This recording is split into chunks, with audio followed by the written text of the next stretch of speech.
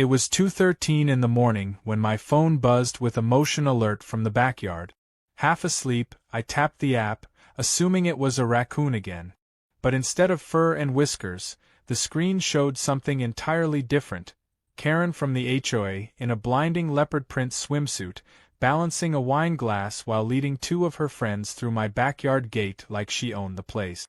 She looked right into the camera, winked and said, "Private pool, my A****.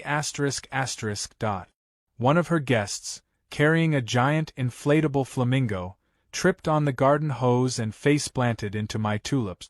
And then Karen, president of the HOA, self-declared guardian of neighborhood values, did a cannonball into my pool at 2 a.m.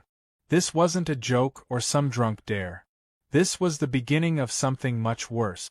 A week earlier I had noticed something off. A used towel I didn't recognize was hanging over my pool chair, and there were muddy footprints along the edge. At first, I blamed neighborhood kids hopping the fence. But something didn't sit right. I had just installed that pool, something I worked overtime for, designed myself, and even landscaped the backyard around. It was mine. Private. Off limits. Yet the moment I saw that towel, I had a gut feeling it wasn't kids I was dealing with. It was someone bolder. Someone who thought the rules never applied to her. Karen had always been a problem, even before the pool. She knocked on my door 2 days after I moved in, holding a clipboard and an overly wide smile. "Welcome to the neighborhood. I'm Karen, the HOA president. Just so you know, your mailbox doesn't match the HOA-approved paint code." That was my introduction. Since then, she had fined me for a garden gnome she claimed was unsettling, and once left a citation on my window for having garage door grease visible from the street. She was the type who carried a measuring tape in her purse to make sure grass heights stayed within regulation. But the pool, oh, that pool seemed to trigger something entirely different in her. She began showing up unannounced, pretending she was there to inspect runoff irrigation. She would stand on the sidewalk and just stare at it through the gate. One time I heard her mutter, "Should be a shared resource." It wasn't subtle. She believed that if something nice existed in the neighborhood, it should belong to the HOA. Meaning her. Still, I tried to be civil. I reinforced the side gates, installed a camera system, and even trimmed the bushes so she couldn't claim visibility concerns. But none of that mattered to Karen. She saw something she wanted and decided it was hers. The night I caught her on camera was the final straw. Her guests splashed like toddlers, playing loud music, and Karen even climbed onto the diving board with a glittery beach towel tied around her neck like a cape. She yelled, "HOA Queens forever!" before doing a belly flop that sent half the pool water into my flower beds. I recorded the entire thing. Every dive, every shriek, every moment of trespassing. I didn't sleep that night. I stayed up editing clips and emailing them to myself, just in case she tried to deny it. The next morning, I walked straight to her house with a flash drive. I kept it professional, calm even. I knocked, and when she opened the door in a pink robe and cucumber eye patches, I handed her the drive and said, "You might want to watch this before your HOA meeting this afternoon." She didn't say a word, just closed the door. I figured that was the end of it. That maybe, just maybe, shame would finally do what rules and reason never could. I was wrong. 3 hours later, a notice appeared in my mailbox. A formal complaint from the HOA, citing me for negligent gate security and failure to maintain community standards regarding aquatic accessibility. I had to reread it 3 times. She had actually filed a complaint against me, for her own break-in. To top it off, she'd attached a bill for a supposed safety evaluation of the pool area, which she claimed her guests had to conduct due to suspected pH imbalance. The total, $275. The audacity was Olympic level. That afternoon, she called an impromptu HOA meeting. I wasn't invited, of course, but I knew the routine. Karen always had a way of spinning things in her favor. She'd painted me before as a non-compliant participant in neighborhood harmony. This time, I was sure she was calling me dangerous, paranoid, maybe even mentally unstable for installing so many cameras. It didn't matter that those same cameras had just saved me from actual property abuse. In Karen's world, the truth was whatever she repeated the loudest. Later that evening, one of the more decent board members, Cheryl, dropped by and said, "You didn't hear it from me, but Karen's pushing to declare your pool a shared recreational space under some ancient clause from the original HOA charter." My jaw dropped. Cheryl explained that the clause mentioned something about neighborhood amenities, contributing to collective wellness, which Karen was interpreting to mean she had a right to use any nice thing in the area, if she could claim it was for wellness. I went back inside and stared at the pool. My pool. Built with my paycheck. Maintained by my hands. Designed as a place to escape people like Karen. And now she was trying to turn it into a community bathhouse. That's when I knew I had to fight differently. Logic wasn't enough. Fines wouldn't scare her. I needed something unforgettable. Something she wouldn't just regret, but slip on. Literally. And that was when the idea hit. A prank? Yes. A petty one? Absolutely. But legal, safe, and poetic? Even better. I remembered a conversation I'd once had with a friend in special effects, about a stunt material used in water shows. It looked like water, dissolved like bath gel, but turned any surface it touched into the slickest thing imaginable. They called it slippery blue. And in that moment, standing at the edge of my pool, staring at the ripple where Karen had trespassed, I smiled for the first time in days. It was time to turn this HOA nightmare into a cautionary tale. If Karen wanted to wade into private property, I'd make sure her next dip was unforgettable. Not with violence, not with confrontation, but with one epic, blue, legally safe surprise. The following morning felt like walking into a sitcom written by a sleep-deprived lawyer. There was another envelope in my mailbox, this time thicker, complete with printed flyers and an official-looking HOA letterhead. Karen had gone public. The flyer read, "Are you safe? Unauthorized chemicals in backyard pools could harm children and pets.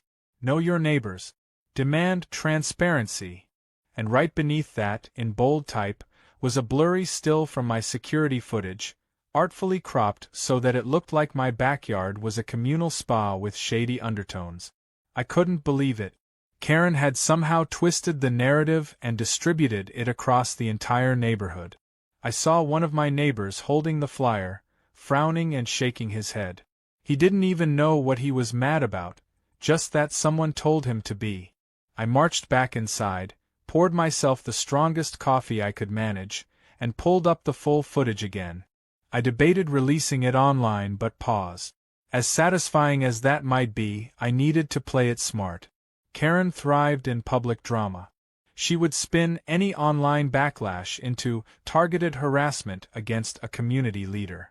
No, I had to be methodical, strategic. I wasn't going to give her another excuse to cry victim.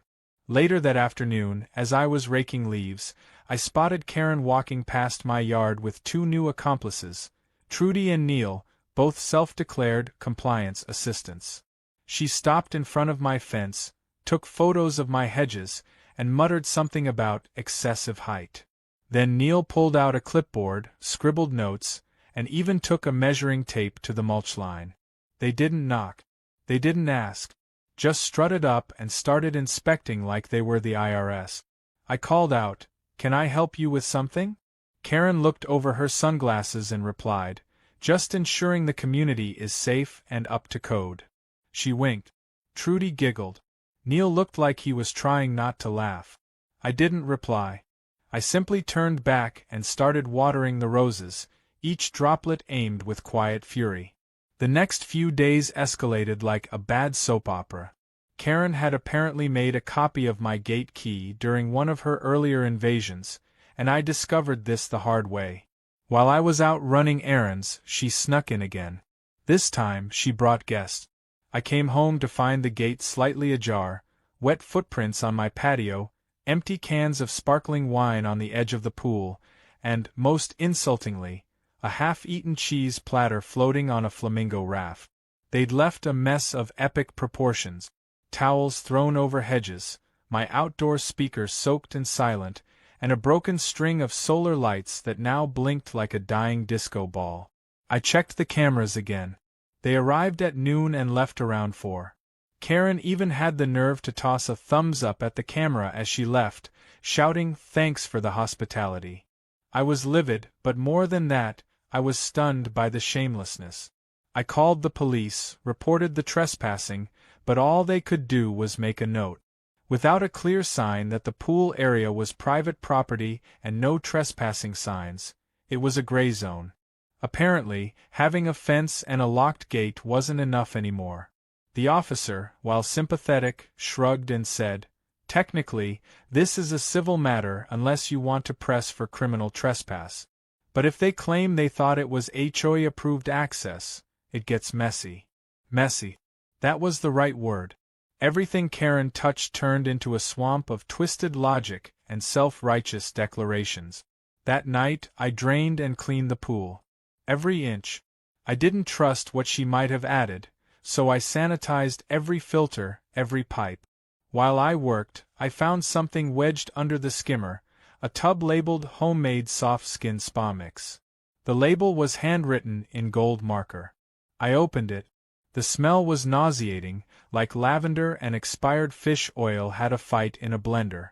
Whatever it was, it had no business in a pool. I texted my friend Jenna, a chemist who worked in water safety. She told me adding unknown organic materials could clog the filtration system and possibly create harmful bacteria blooms. I stared at the tub in my hands and imagined Karen pouring it into my water, thinking she was doing me a favor. Or worse, trying to sabotage it slowly, then blaming me. The next morning, I received another HOA violation. This one said, "Failure to maintain appropriate community cleanliness after social gatherings." It included a printed photo of the wet patio and cheese platter remains. No signature.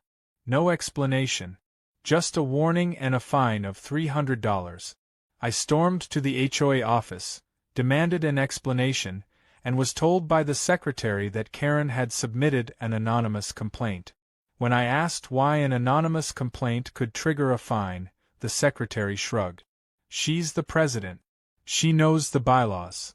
I knew I had to act fast, so I started digging. I reread the entire HOA charter, from cover to cover, page by agonizing page. That's when I found it. Buried deep in a section labeled Community Resource Easements, there was a clause from 1994 that vaguely stated properties within the HOA that featured special amenities conducive to group well-being may be requested for occasional community use pending review. That was Karen's angle. She was trying to argue that my pool fell under that umbrella. But there was a line just beneath it that made my heart skip. It clarified that such use must be approved by the property owner in writing and subject to insurance compliance. Which I never gave, never signed, never even discussed. Armed with that, I contacted my friend Thomas, a lawyer specializing in property rights. He reviewed everything, smiled, and said, "She's bluffing. This doesn't hold up. In fact, if she accessed your property under that claim without your consent, she's liable. Especially if she brought others in." I finally felt a sliver of relief. Not only was Karen wrong, she was legally exposed. I asked him to draft a cease and desist letter outlining the violations, the footage, the unauthorized access, and the potential liabilities of chemical tampering. It was beautifully worded. Professional, brutal, and ironclad. But I wasn't done. I wanted Karen to know what it felt like to be humiliated. Not in a cruel or reckless way, but with the same smug energy she brought to my doorstep. That's when I made the trip to the pool supply store. I walked down the aisles, looking for chlorine and pH balancers, and then I heard it. 2 employees talking about prank products for birthday parties. One mentioned a gel used in water shows to make surfaces super slippery, but completely safe and biodegradable. They called it Slippery Blue. It was designed to dissolve after a few hours, harmless to filters, and impossible to detect by sight once mixed in. I asked how much they had. The guy laughed and said, "Why? Planning a pool stunt." I just smiled and replied, "Something like that." That night, I went home with a trunk full of slippery blue and a grin that hadn't left my face since the HOA office. Karen had invited herself into my sanctuary one too many times. Now, if she wanted in again, she was going to get the most unforgettable swim of her life. The cameras were set. The gate was cracked just enough. And the water? Well, the water was about to be a whole new experience. The next few days passed in absolute silence, which in Karen's world was suspicious. I had come to expect some level of intrusion, noise, or nosy questions shouted over the fence. But now, nothing. No flyers. No patrols. Not even the sound of her dog barking at the wind. It was as if Karen had entered a hibernation chamber to recalibrate whatever HOA schemes she was cooking. I didn't let my guard down. If anything, the calm made me more alert. Every time my phone buzzed with a motion alert, I checked the footage like I was disarming a bomb. For 3 days there was nothing. Then, on the 4th evening, I caught the silhouette I'd been waiting for. Karen was back. It started just after sunset. My exterior lights hadn't triggered yet, but the cameras had switched to night mode. Karen crept into the frame with 2 women behind her. Trudy again, and someone new, shorter, carrying a tote bag that looked suspiciously like it held enough wine for a graduation party. Karen wore what could only be described as a glitter robe, with her initials monogrammed across the back. Her hair was tied up in an elaborate bun, and she held a Bluetooth speaker like a boombox from the 80s. They giggled as they approached the gate. Karen pulled out a key from her bag and, with a flick of the wrist, let herself in like she owned the place. I watched live from my phone, sitting quietly inside the house with the lights off and blinds drawn. I had parked my car down the block earlier that day, giving the illusion that I was out of town again. I even left a couple of travel bags by the front door, just visible through the window, hoping Karen's predatory senses would pick up the bait. And they did. She pushed open the gate and waved her hand with theatrical flair. "Welcome back to Club HOA," she shouted. Her voice echoed against the walls of my fence. One of the women raised her plastic cup and replied, "You weren't kidding, this is better than the community pool." They wasted no time. Karen queued up a playlist, something with upbeat, bass-heavy beats, and the group started setting up like it was spring break. One woman rolled out a towel on my patio, and another unpacked snacks onto a patio table they didn't have permission to use. Karen danced along the edge of the pool, still wearing that ridiculous glitter robe, and then dramatically dropped it to reveal the same leopard swimsuit from her last invasion. "Watch this, girls," she declared, climbing onto the diving board with the grace of a drunken flamingo.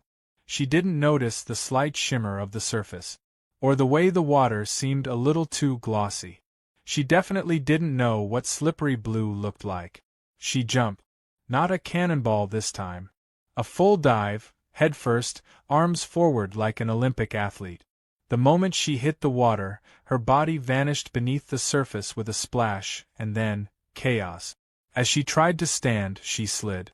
Not just a normal slip, but like her feet were skating across oil. She grabbed for the edge, missed, and flopped back in with a splash that soaked one of her guests.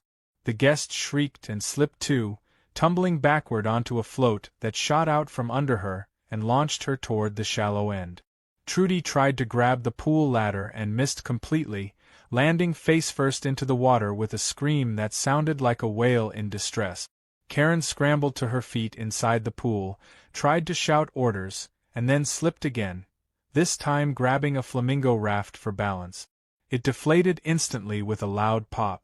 The water exploded with flailing limbs, screeches, and one woman frantically dog-paddling toward the deep end like it would save her. The Bluetooth speaker fell into the water mid-song and sparked, then died with a hiss. That got everyone's attention. The 3 of them shrieked like toddlers who had just seen a ghost. One guest scrambled out and fell on the patio, which had just enough gel residue to send her sliding across the cement into a lawn chair, knocking it over in a crash. I watched it all from my couch, tears in my eyes from laughing. Every second was caught on multiple camera angles. I even had close-ups set up to catch faces, because this was never just about property. It was about accountability. And humiliation has a funny way of bringing that to the surface, especially when you do it to yourself. Karen finally got out of the water, drenched, mascara running down her face, looking like a raccoon in a hurricane. She picked up the flattened flamingo raft and shouted something unintelligible before stomping toward the gate. Her foot hit a slick patch, and she almost went down again but caught herself just in time. She turned to her guests and said, "We're leaving.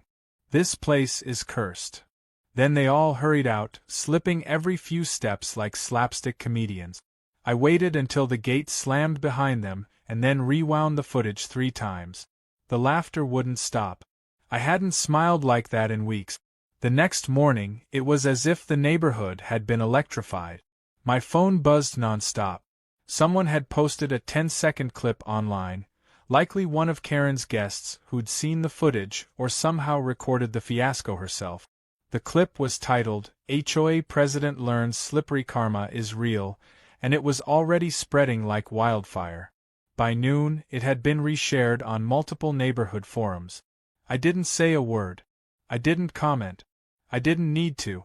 The internet had done what logic, law, and letters couldn't. Karen came by my house that afternoon, but not to apologize. She stood at the edge of my driveway, red-faced and fuming, arms crossed like she was about to summon a storm. "You think this is funny?" she yelled. "You could have hurt someone." I calmly stepped outside and replied, "Everything I used is legal, pool-safe, biodegradable, and documented on receipt. If you had permission to be there, you might have grounds for complaint. But you didn't. So maybe call your lawyer before you make threats on camera again." She looked up, and for the first time, noticed the tiny new camera I had mounted just above the front porch. Karen left without another word. No lecture. No clipboard. Just a tight jaw and a walk of shame back to her home 2 blocks down. That night, the video made it to a bigger audience. A popular content creator reposted it with commentary about HOA power trips and the dangers of entitled trespassers. The view count exploded. Karen's glitter robe became a meme. Someone photoshopped it onto a fish slipping on a rock. Another person added captions like, "When you forget private property laws still exist." For the first time in months, I felt like I had control again. Karen had crossed the line too many times, and this wasn't revenge, it was a mirror. A slippery, hilarious mirror that showed her exactly who she had become. The best part? I hadn't even needed to speak. I let her tell the world everything with her own actions, and the world laughed right back. And that, I realized, was the true beauty of poetic justice. By the next morning, the fallout had begun.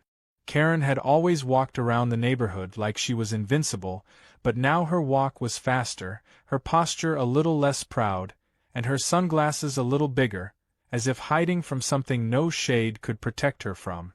The HOA's emergency meeting was scheduled within 24 hours, and not surprisingly, it was being held in Karen's backyard. I didn't go, but I didn't have to. Half the neighborhood practically live-streamed it through texts, photos, and not-so-subtle whispers. What was supposed to be her chance to save face turned into a complete implosion. I heard from Cheryl, the only decent board member, that Karen started the meeting with a fiery speech about neighborhood safety and property misuse, but within minutes, someone from the crowd raised their hand and asked, "Aren't you the one who slipped into that guy's pool like it was a water park?" The whole crowd erupted in nervous laughter. Karen tried to control it, tried to spin the story, claiming it was an innocent inspection gone wrong, but someone pulled up the viral video on their phone. Right there, mid-meeting, they hit play. The audio echoed loud enough for those of us 3 houses down to hear it. Karen's shriek, the crashing floaties, and the splash that launched her wig across the pool all played in vivid detail. By the end of the clip, she was screaming at the top of her lungs that the video was doctored, that she was being targeted, that I was some kind of digital manipulator trying to sabotage her role. but her towel was in the frame. Her voice was crystal clear. And the real clincher was the close-up shot of her glitter robe embroidered with Karen Q, HOA President. Someone froze the frame and zoomed in right there in the meeting. Her credibility didn't just slip, it completely dissolved. That night, I received a knock at my door. It was Cheryl again, holding a thick folder and a small smile that carried both amusement and apology. She handed me the folder and said, "You might want to read this. Karen submitted an official injury complaint. Says she sustained a back sprain and emotional trauma from your slippery pool incident." I stared at her in disbelief. Cheryl added, "She's also trying to bill you for a replacement Bluetooth speaker and a spa robe." Inside the folder was the complaint in all its dramatic glory, complete with printed screenshots of her soaked and furious face as she flailed in the water. I didn't even need to respond. My lawyer Thomas had already been compiling evidence. He added this latest complaint to the stack and started putting together a full legal timeline. At this point, it was more than just trespassing. It was defamation, harassment, and attempted insurance fraud. The receipts for the prank product, the camera footage, the HOA notices she'd faked, the gate key duplication, all of it painted a picture even a bored county judge would salivate over. Still, Thomas advised patience. "We're close. Let her keep digging. She's building your case for you." While Karen scrambled to clean up the mess, she got careless. One of the neighbors, Ben, a guy who'd recently sold his home to a property company, mentioned something strange. Karen had approached him a month ago asking about the buyer. She had asked if they were interested in converting parts of the neighborhood into luxury rental spaces, specifically ones with communal attractions. Ben said he brushed her off, but now, with the pool incident, something clicked. I asked him if he had anything in writing. He forwarded me an old email Karen had accidentally CC'd him on, which detailed her conversation with a developer, suggesting that some homes in the HOA area could be used for seasonal recreational rentals and shared resource experiences. The plan was bigger than just my pool.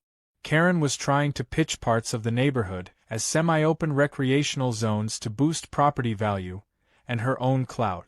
She had already started testing the waters, quite literally, with mine. And who knows how many others she planned to bully into compliance before presenting her grand plan to the board. I sent the email to Thomas, who added it to the stack. Then I printed the whole thread, organized it with a timeline, and dropped it off anonymously at the HOA office. The next day, the office was in chaos. 2 board members resigned by noon, and a third demanded an emergency vote to suspend Karen pending investigation. By sunset, Karen's car was gone from her driveway. No meeting, no clipboard patrols, just silence. But she wasn't finished. That weekend, a process server showed up at my door with a thick envelope. Karen was officially suing me for defamation, personal injury, and emotional distress. I opened the paperwork, skimmed through the claims, and couldn't help but laugh out loud at the part where she said I deliberately lured her into a booby-trapped aquatic space with malicious intent. My lawyer almost cried from laughing when he read it. We didn't even have to respond before the universe stepped in. A week later, the case was dismissed. The judge reviewed the footage, noted the clear signs of trespassing, reviewed the product safety documentation, and wrote in the dismissal that the plaintiff appeared to have manufactured her own humiliation. The line was so perfect that Cheryl printed it out and taped it on the bulletin board at the HOA clubhouse. Word spread fast. The neighborhood was done with Karen. Parents who used to tolerate her rulebook quietly thanked me when they passed by. A retired couple even brought over cookies and said, "That video? Best comedy we've seen in years." I didn't care about the attention. What mattered most was that my space, my sanctuary, was mine again. But Karen still had one move left. Just when I thought it was all over, I received a forwarded message from a friend in another city. Karen had applied for a consulting job with a suburban property development firm. Her pitch? That she was an expert in HOA engagement and community recreation strategy. Attached was a promotional document she'd created, complete with photos of her previous projects. And there it was, my pool. Cropped, edited, and completely stripped of context, labeled as Example, Integrated Aquatic Community Feature. I couldn't believe it. She had taken the very footage that ruined her and turned it into her portfolio. Thomas sent a letter of cease and desist to the firm she applied to, including the original footage and a short clip of her slipping off the flamingo. The response from the firm was immediate and hilarious. Not only did they reject her application, but the HR department replied with a thank you note and added that, "Our staff needed a laugh this week. Yours provided several." And just like that, Karen's last desperate attempt to spin the story in her favor collapsed. Her name became synonymous with exactly the kind of HOA leadership no one wanted. My neighbors slowly began repairing the social fabric she'd tried to strangle, and the board finally voted in a new president. Cheryl. Her first act? A motion to officially declare all private pools off-limits to HOA involvement. Passed. Unanimously. Karen still lived on the edge of the neighborhood, but she kept her head down. No more patrols. No more threats. No more glitter robes. Just silence, and the occasional glance from a neighbor who'd seen the video, raised an eyebrow, and smirked to themselves. The final chapter of this ridiculous saga didn't begin with a bang but with a surprisingly calm morning. The sky was clear, the air was warm, and for once my backyard felt like the peaceful retreat I had always imagined it to be. The pool water sparkled without any unwanted bubbles or floating flamingos, and for the first time in months, I felt like I could finally exhale. Karen had vanished from the neighborhood spotlight. Her HOA presidency was officially revoked, the lawsuit had backfired spectacularly, and she hadn't made a public appearance since the firm she applied to circulated her recreational aquatic disaster video during a staff lunch. But even with all of that, I couldn't quite relax. People like Karen don't usually retreat forever. They stew. They regroup. They plot. And I had a feeling one last desperate move was coming. It didn't take long. 1 week after the dust had settled, Cheryl stopped by with a look on her face that said it all. She held up her phone and said, "You're not going to believe this." She handed it to me and hit play. It was footage from the security camera at the HOA clubhouse. There, in the grainy clip, was Karen, at midnight, breaking in through the side door with a set of keys she apparently hadn't returned. She headed straight for the filing cabinet, yanked out a drawer, and began stuffing documents into a large tote bag. Cheryl had only discovered it because she'd checked the motion logs after noticing a missing folder about HOA expenditures. Apparently, Karen had been trying to erase any trace of the shady deals she'd been part of while serving as president, likely to protect herself from an audit or worse. Cheryl had already reported the break-in to the police, and they were treating it seriously. Tampering with official HOA records was a criminal offense, and now they had solid video evidence. The officer in charge recognized her from the pool video and joked, "This lady's going to end up with a trilogy of cases at this rate." The investigation was underway, and I didn't need to be involved. But something told me that Karen wasn't finished trying to settle her score with me, even if she was now legally cornered. That hunch was confirmed 2 days later. I returned home from the grocery store to find something odd in my driveway. A wooden crate, unmarked, sitting near my garage door. There was no delivery slip, no label, nothing. I cautiously opened it, half expecting it to be a dead raccoon or a glitter bomb. Instead, it was full of garden gnomes. 37 of them, all identical, with devilish grins and middle fingers raised. Every single one looked exactly like the one she had once fined me for placing in my front yard. It was her version of a farewell message. No note, no explanation, just silent mockery. I didn't report it. I didn't retaliate. I simply took a photo of the crate, posted it to the neighborhood forum, and captioned it, "Looks like someone's running a clearance sale on petty behavior." The comments exploded. Neighbors who had remained quiet during the earlier chaos finally spoke up. Dozens of stories emerged, times when Karen had overstepped, lied, manipulated, or bullied others into submission. People felt free to share now that the queen bee had been dethroned. And just like that, Karen lost the last shred of power she had left: her reputation. In the weeks that followed, the neighborhood transformed. Without Karen policing garden colors or dictating mailbox heights, people started getting creative. Kids painted their fences. Seniors planted wildflowers. One guy even set up a tiny outdoor library booth shaped like a dragon's head. No fines. No lectures. Just laughter and community. Cheryl took her role seriously, leading with transparency and fairness. She invited input from everyone, held open meetings with snacks and drinks, and even started a monthly event called Yard Day where neighbors helped each other with small projects. To celebrate the new era, Cheryl approached me with a wild idea. "How about we throw a real pool party?" she said. I raised an eyebrow. "You mean here?" She nodded. "Only if you're okay with it. No trespassing. No HOA mandates. Just people. Permission. And fun." After some thought, I agreed. But I made one condition. We install a sign that says, "Entry by invitation only." Karen not included. She laughed so hard she nearly dropped her lemonade. We planned it for a Saturday, made it potluck style, and kept it small, just close neighbors and a few friends. When the day arrived, people brought pool toys, homemade snacks, and more laughter than I'd heard in the neighborhood in years. Someone brought a Bluetooth speaker, but we made sure to keep it far away from the pool.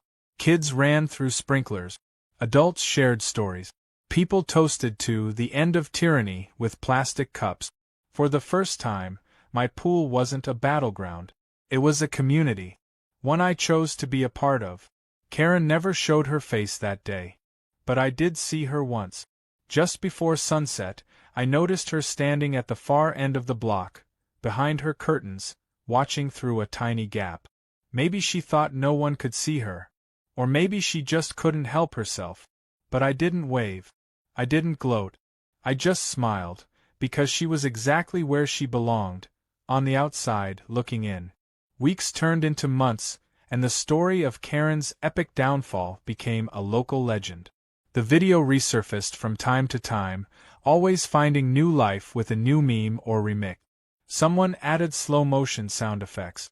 Another person replaced the audio with dramatic music from a superhero movie. At some point, it reached a local news outlet that ran a special segment on HOA horror stories. Guess which clip they used to open the piece? The final twist came on a random Tuesday morning when I got a message from an old friend who lived 2 towns over. He sent a photo of a newly posted job opening at a retirement condo complex. The role? Community Pool Hygiene Coordinator. The applicant featured in the photo? Karen. Same glitter robe. Same manicured smile. Different town. But the caption underneath made my jaw drop. It read, "Passionate about community order and water recreation safety. Previously led a successful HOA recreational initiative." I didn't respond to the message. I didn't warn the new community. I figured they'd find out soon enough. Some lessons, after all, need to be learned firsthand.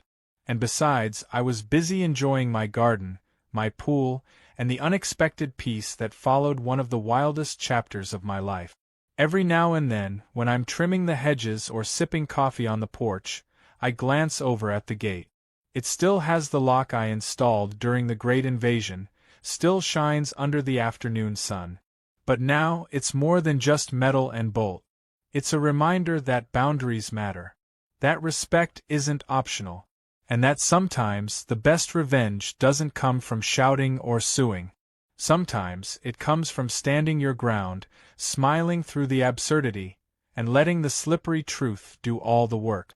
And if that truth just so happens to be a pool full of biodegradable blue gel, well, I'd say that's just poetic.